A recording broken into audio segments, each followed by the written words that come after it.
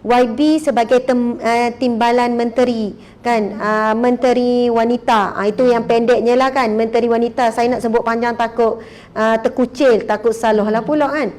Jadi cabaran menjadi pemimpin berada di kementerian ni sebagai timbalan menteri ni, boleh tak YB sebut berapa perkara kan? Mungkin cabaran dari sudut wallahualam sekular ke, liberal ke, feminism ke, saya sebab perkara seperti ini adalah kewajipan ilmu pendedahan yang umat Islam perlu tahu. Ada orang bila kita sebut kita ni sedang diserang kan, ataupun kita ni sedang berhadapan dengan cabaran daripada feminism, daripada secularism, daripada liberal contohnya kan. Ada orang dia rasa rasa okey ya, tak ada apa-apa pun, rasa macam tak ada masalah lah, hidup macam biasa je, solat boleh, kerja apa. Cabaran tu rasa macam jauh sangat. Tuan-puan sekalian, ramai ibu bapa yang rasa begitu. Dia rasa anak dia yang dibesarkan ni memang kekal selamatlah sampai bila-bila. Tapi ramai mana yang mengadu pada saya sendiri, yang PM YB, yang cerita tahu-tahu dia tak terfikir yang anaknya macam mana boleh sampai peringkat murtad. Anaknya macam mana sampai peringkat bila sampai satu tahap memang telah menafikan banyak undang-undang syariat Islam.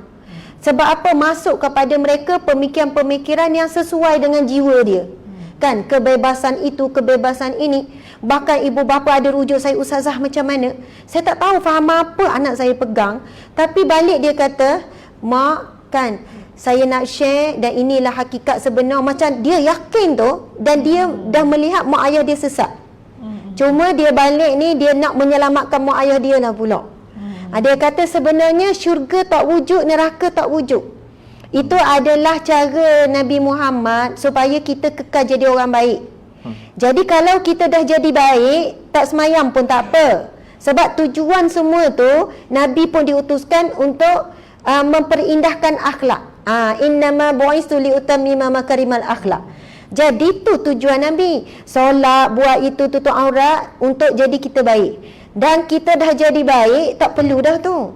Jadi soalannya macam kalau seorang ibu ni nak pujuk anak buat baik, pujuklah dengan nanti we ceklak kan, nanti we gini-gini, jadi buat baik. Tapi kalau kita dah jadi baik, sama juga dengan gula-gula, dia katanya ada syurga, ada neraka. Jadi saya ni dah sampai tahap dia cakap, mak, ayah, tak semayang pun tak apa, sebab saya tak menyakiti hati orang, saya tak buat jahat pada orang. Neraka tu cuma nak nakut-nakutkan saja. Dan ini memang remaja suka. Sebab apa? Hiduplah dengan sebebasnya, tak perlu fikir ini salah, ini dilarang, asalkan kekal jadi baik. Allahu Akbar, na'udzubillahi min zalik. Ini adalah satu fahaman dan pemikiran yang menular di kalangan pelajar-pelajar universiti. Dan ibu bapa bila berhadapan, susahnya dia nak ubah. Jadi wallahu alam, kita serah kepada YB Zailah. Kita walaupun bincang benda yang berat sikit, YB berkongsilah dengan kita. Wahai ibu ayah, berhati-hati dengan cabaran ini untuk anak-anak kita. Alhamdulillah, apabila kita melihat situasi yang ada dalam masyarakat kita hari ini, memang setiap ibu, saya kira tidak ada seorang ibu pun yang rasa tidak sebab melihat keadaan apa yang berlaku pada hari ini.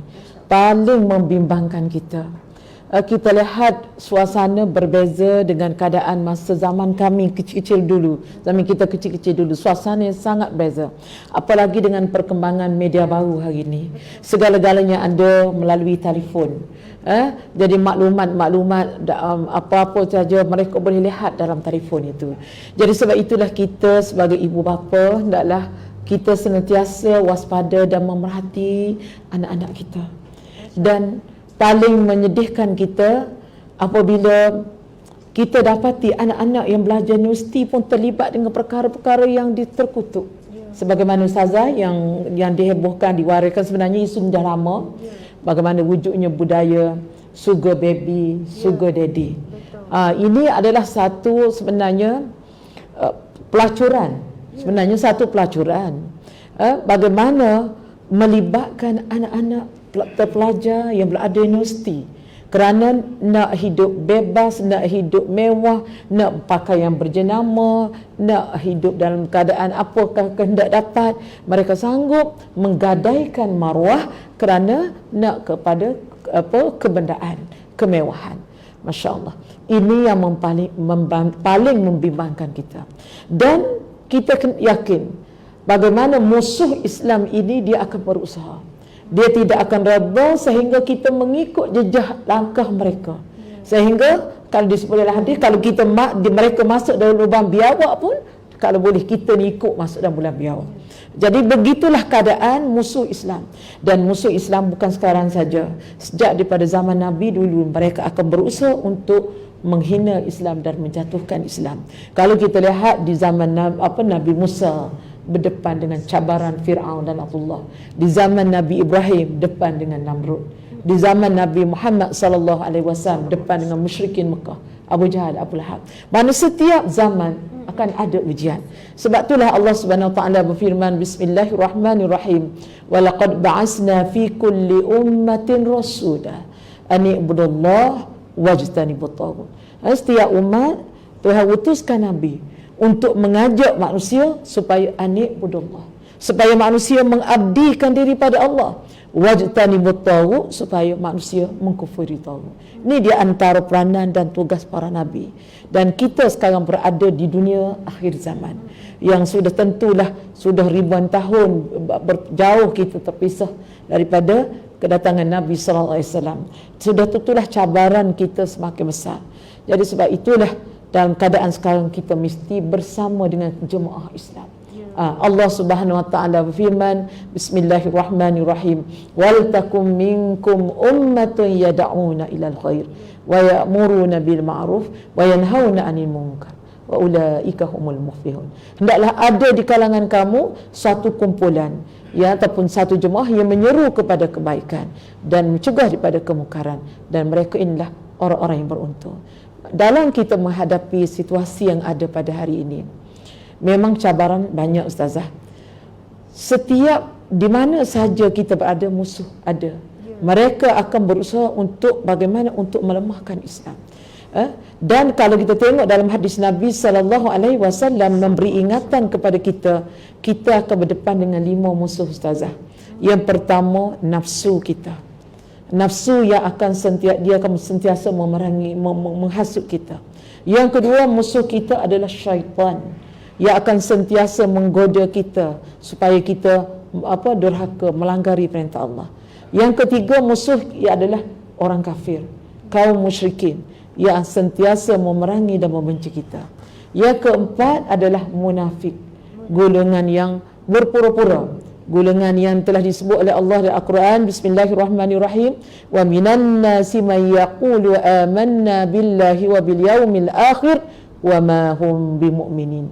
Ada di kalangan manusia yang mengaku dengan lidah dia, kami beriman kepada Allah, kami beriman kepada hari akhirat, tapi Tuhan kata wa ma hum bimu'minin. Sebenarnya dalam hati dia, kalau terjemah bahasa Kelantan, tidak ada sedikit, tak ada sekumir pun iman.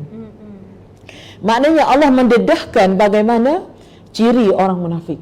Dan yang kelima adalah golongan yang dengki. Walaupun dia Islam tapi dengki. Ini juga satu perkara yang kita harus waspada. Jadi dalam berdepan dengan cabaran ini, kita melihat bagaimana Barat mereka menggunakan pelbagai cara untuk mempengaruhi, melemahkan pemikiran umat Islam dan menguasai umat Islam. Mungkin kita tidak nampak secara direct dia nak suruh kita sembah berhala. Tetapi dia menggunakan berbagai pendekatan untuk menjauhkan kita daripada Islam dan penghayatan, apalagi mendaulatkan undang-undang Islam. Ini cara mereka. Mereka akan gambarkan bagaimana undang-undang Islam ni zalim. Ada pihak yang berpahaman, malah ada di kalangan orang Melayu yang mengatakan bahawa hukum faraid ini tidak adil. Poligami itu zalim, macam-macam lah. Aurat ini menyekat, mengongkol perempuan, kebebasan wanita. Seolah-olah apabila kita patuh kepada syariat Islam ini, seolah-olah kita kita ni seolah-olah tidak maknanya tidak tidak memberi kebebasan hak asasi. Hak asasi yang direka-reka, yang dicipta, seolah-olah menggambarkan bagaimana bahawa menunjukkan untuk menggambarkan bahawa Islam ini kolot, Islam ini rendah, ini yang dibawarkan. Maka bagi anak-anak kita yang tidak ada benteng pertahanan akidah, mereka terpengaruh. Ada, saya pernah jumpa ni, ada seorang pensyarah universiti. Saya pernah jumpa, kebetulan dia ada interview dengan saya. Dia tanya tentang tajuk tentang dia buat mungkin PhD dia lah, ataupun dia buat kajian. Jadi dia tanya tentang kepimpinan Islam. Jadi dia tanya beberapa persoalan. Sebelum dia tanya seterusnya, saya tanya dia balik. Sebab dia datang kepada saya, dia Melayu Islam dengan free hair, dengan pakai skirt, dengan keadaan yang pakaian yang tidak menutup aurat. Sedangkan dia ketika itu, setahu saya, dia sudah jadi pensyarah. Jadi saya tanya dia, doktor, saya tanya apa pandangan doktor tentang aurat dalam Islam. Apabila saya tanya, saya terkejut. Dia macam tak tahu nak jawab. Tak wajib kot, dia jawab. Bayangkan Ustazah, dia seorang Melayu Islam, sudah ada PhD, doktor, dan dia adalah seorang pensyarah. Tetapi dia tak faham fardu ain, aurat pun dia tak faham, wajib ke tidak. Yang basic. Yang sangat basic. Kalau kita tanya budak pasti pun boleh jawab. Jadi macam mana mereka boleh nak mempertahankan iman dia apabila dicabar? Apabila dalam keadaan suasana berbagai gerakan di peringkat antarabangsa, pejuang-pejuang macam-macam dengan istilah yang digunakan, kesaksamaan dan sebagainya, perkataan yang digunakan, sedangkan agenda di sebalik itu untuk sebenarnya menjauhkan kita daripada penghayatan. Yang kita tidak menentang untuk kita mempertahankan hak itu, hak kita sebagai seorang wanita telah ada dalam Islam sebenarnya. Betul. Islam sangat menghormati wanita dan memuliakan wanita. Dan kemuliaan wanita, bagaimana kita lihat dalam Al-Quran, ada satu surah nama dia surah An-Nisa. Dan bagaimana Allah Subhanahu Wa Taala menyuruh kita menutup aurat, sebenarnya memuliakan wanita, Ustazah. Sebab apabila kita menutup aurat, ini menutup aib kita. Jadi kita lihat bagaimana Allah Subhanahu Wa Taala wajibkan kepada lelaki solat Jumaat, Allah wajibkan kepada lelaki sembahyang berjemaah, tapi kewajipan ini tidak diwajibkan kepada seorang wanita. Dan nafkah kepada lelaki, tanggungjawab lelaki. Lelaki adalah pemimpin kepada wanita. Jadi di sini bagaimana besarnya penghormatan Islam kepada wanita. Masya Allah. Jadi mereka telah pusing pahaman itu, seolah-olah memberi gambaran Islam ini tidak memberi hak kepada wanita, seolah-olah Islam ni melekeh-lekehkan wanita, sedangkan hak sebenarnya Islam sangat memuliakan wanita. Jadi sebab itulah kita sebagai ibu seharusnya memberi perhatian yang sungguh-sungguh kepada anak-anak kita, memberi benteng akidah yang sangat penting kepada anak-anak kita, supaya anak-anak kita tidak terpengaruh dengan pahaman-pahaman liberal, dengan pahaman-pahaman sekularisme ini, dengan pahaman feminisme ini yang menjauhkan kita daripada penghayatan Al-Quran, penghayatan Islam yang sebenar, Ustazah. Jadi budaya ini masih ada, saya tengok, dalam masyarakat kita, dan inilah perlu kita kena beri kepahaman. Sebab itulah pentingnya kita kena berjemaah dan kita dalam melaksanakan kerja baik ini bersatu. Saya berkongsi sedikit, Ustazah. Kebetulan pagi tadi kami ada mesyuarat. Kita buat mesyuarat di Yayasan Kebajikan Negara YKN di tengah bandar Kuala Lumpur, iaitu Anjung Singgah, iaitu membincangkan isu gelandangan.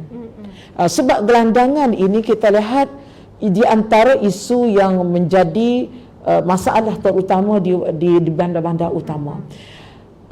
Apa yang kita dapati, punca berlaku gelandangan ni kadang-kadang kerana mereka ada masalah rumah tangga, mereka keluar daripada rumah, ada juga yang terlibat dengan dadah pun ada, macam-macam cerita. Jadi kami berbincang di peringkat kementerian, apa penyelesaian yang kita boleh buat. Dan ini kita alhamdulillah mengajak beberapa kementerian lain selain pada kementerian kami. Kita jemput juga Kementerian Sumber Manusia, Kementerian Agama, iaitu Kementerian Hal Ehwal Agama, iaitu Kementerian Agama kita, dan juga kita jemput juga Kementerian Usahawan, kita juga Dewan Bandaraya Kuala Lumpur untuk bersama. Selain daripada kita jemput juga iaitu NGO bagaimana untuk memikirkan, bagaimana untuk menyelesaikan masalah golongan ini.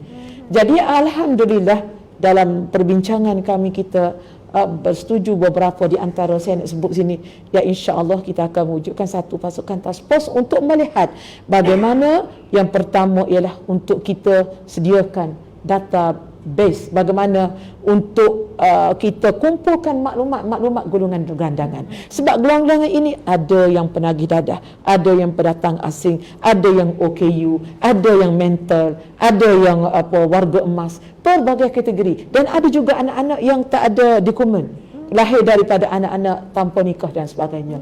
Jadi ini isu masalah masyarakat. Jadi maknanya besar, tanggungjawab kita sangat besar.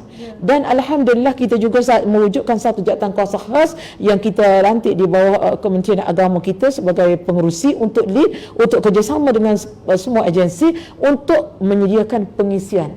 Kita menyediakan pengisian agama secara jadual, iaitu kepada semua golongan ini.